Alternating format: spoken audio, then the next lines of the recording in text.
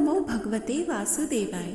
नमस्कार प्रिय भक्तों, कथा को शुरू करने से पूर्व कृपया हमारे चैनल को सब्सक्राइब करें, शेयर पे लाइक करें और कमेंट में अवश्य लिखें ओम नमो भगवते वासुदेवाय। सुनाने लगी हूँ श्री हरि के चरणों में शीश नवाए, कार्तिक महात्म का बने यह 21वां अध्याय। अब ब्रह्मा जी आदि देवता नतमस्तक होकर भगवान शिव की स्तुति करने लगे। वे बोले, हे देवादिदेव, आप प्रकृति से परे पार ब्रह्म और परमेश्वर हैं। आप निर्गुण निर्विकार व सबके ईश्वर होकर भी नित्य अनेक प्रकार के कर्मों को करते हैं।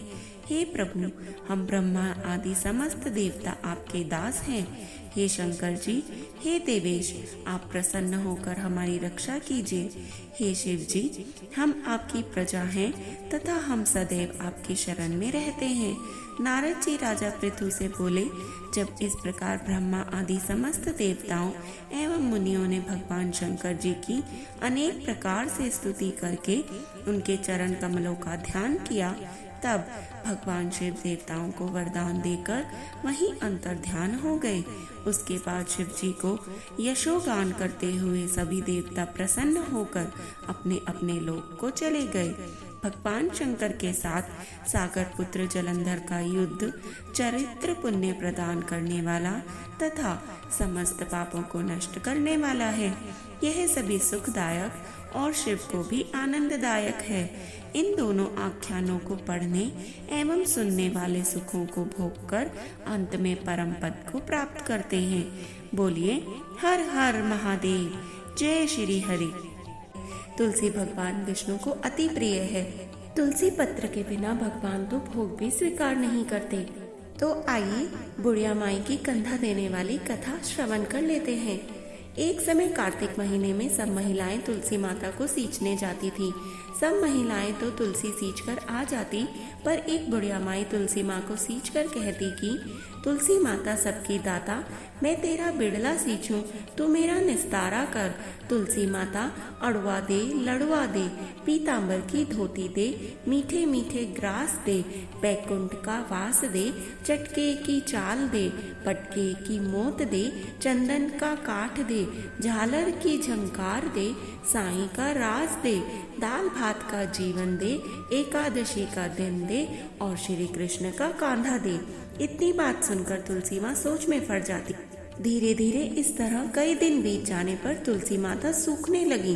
तब एक बार भगवान श्री कृष्ण ने तुलसी माता से सूखने का और अपनी इस सोच का कारण पूछ लिया।